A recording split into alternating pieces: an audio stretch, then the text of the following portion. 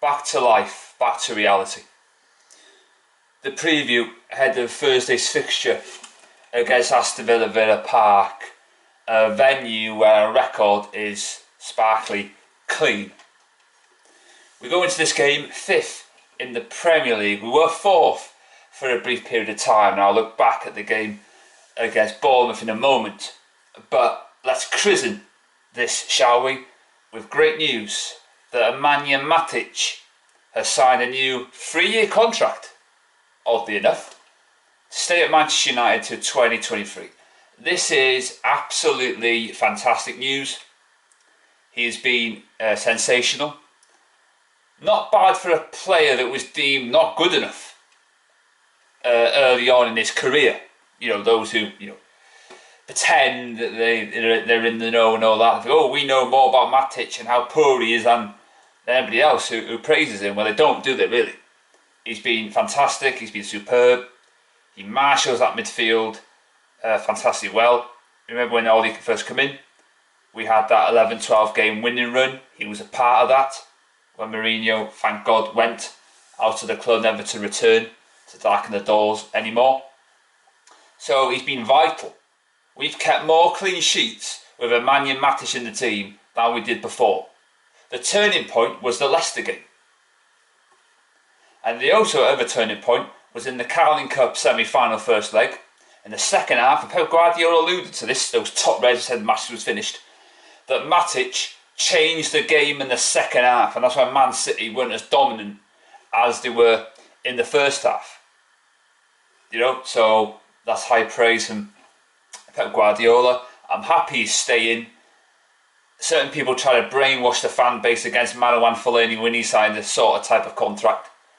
They won't be able to do that this time, thankfully. You can brainwash people over Fellaini, but you can't over Matic, who for me is honest as the day's long. He criticised Ole Gunnar Solskjaer. He said along the lines of, if you play me, you win more football matches, and that's what's happened. He's covered in quality. He's a fantastic player. Who cares if he's in his 30s? That doesn't mean you're finished. You're in your prime of your career. Maldini played about 37, 38 in that category. So people say that it's 30 years old is a load of rubbish. There was supposedly a Glazer policy that United do not sign players over 26. And then we went and got Robin van Persie. So that put that to pasture. So I'm happy about Matic signing a new contract. Well deserved. And anybody who thinks any different have a lack of knowledge about football and a lack of knowledge about the game of football and probably don't know the attributes and quality that Matic possesses. I do, because I actually know what I'm talking about. I'm a very good judge of character, and my character of Matic judged was on the money. Right, let's get into what happened against Bournemouth, shall we? It was a 5-2 victory. I thought both teams were the shambles, going, defending. Do not let the scoreline fool you into thinking that Harry Maguire did not make that mistake. That was an embarrassment. He got nutmegged by Stanislas, who, to my knowledge, was injured for half the season.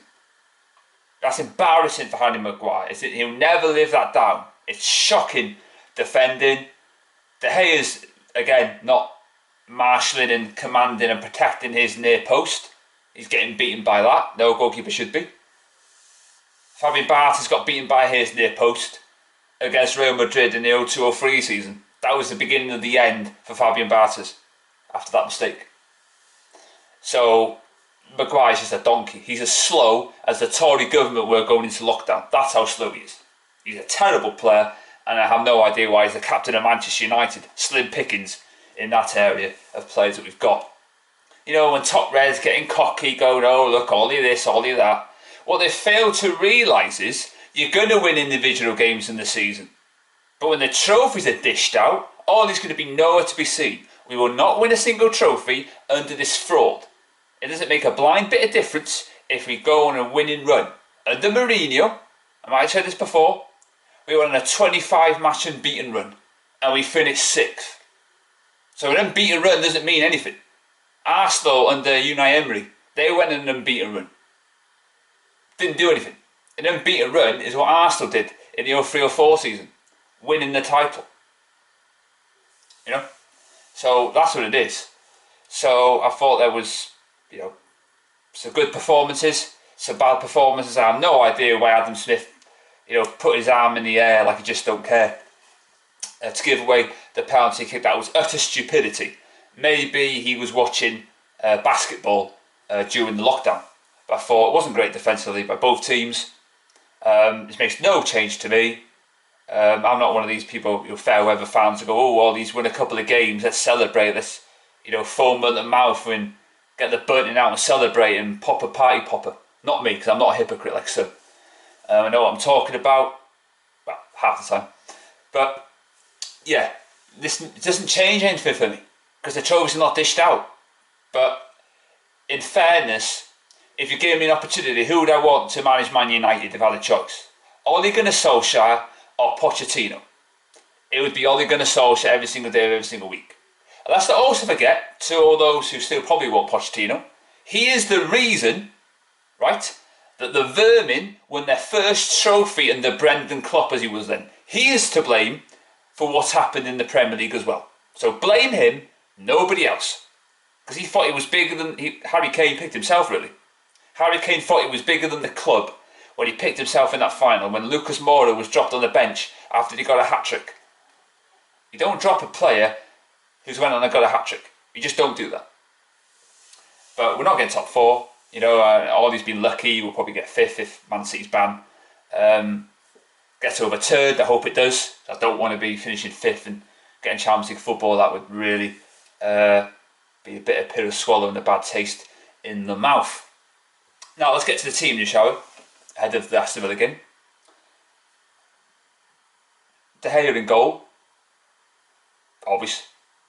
Wan-Bissaka at right back. Left back, Porky Pig. Centre back, Maguire Lindelof. I know Lindelof was injured at half time, that's why he went off. But that's the team. Picks itself really, unfortunately. Midfield three, Matic, Pogba, and McTominay. And on the wings, Bruno Fernandes, Anthony Martial, and Marcus Rashford. And it's funny, isn't it? Remember those fans who were criticising Louis van Gaal? And guess who pulled us out of the mire against Bournemouth? One player that Van Gaal got from the youth team into the first team, and one he bought in Anthony Martial. So you should be thanking Louis van Gaal, because if it wasn't for him, those two wouldn't be at the club. Simple as that. So maybe that's something you need to think about. And they're really scoring goals at a counter, and hopefully that continues forevermore. So that's the team I'm going to pick ahead of the game. Aston Villa, relegation zone. They don't score goals. We've got a great record at Villa Park, so we should go there and win. Villa are toothless up front, as I said. They haven't got a natural goal scorer. You know, Jack Grealish, for me, he's a shocking player. And for some unknown reason, certain fans want him to be at Manchester United, despite him being charged by the police for doing what he did. So we're going to see whether he gets a sentence. But you know what's going to happen, don't you? He'll probably just get a slap on the wrist, community service, and he'll walk away a free man. That's probably what will happen. You can't trust the police force, especially with what happened in Bristol and with those stupid protests. And yes, I do call them stupid protests. So there you go. Take that if you are offended by it. So yeah, we should win there. So I'm going to go for a 3-0 Man United win. We're confident, we're flourishing, we're scoring goals at a canter, we look good, we've got the presence in Matic, he's shielding the back four, he's chaperoning Paul Pogba. I don't understand this, people raving about Paul Pogba. It's Matic again, chaperoning Paul Pogba. It's like what Kante did in the World Cup with Pogba. Kante made Pogba look good, even though he didn't do anything in those World Cup games. So I don't understand what people are watching. They're not the same game as me, clearly, because Pogba's done nothing in a Man United shirt, as far as I know, since the restart. So that tells you, and I hope he won't sign a new contract anyway. There's no way he should be signing a new contract. Because if he does, then again, we're back to square one, aren't we? Ollie being a doormat and letting others dictate what Ollie does. Just like he only got Bruno Fernandes because, you know, nobody else is in for Bruno. As I said before, you know, when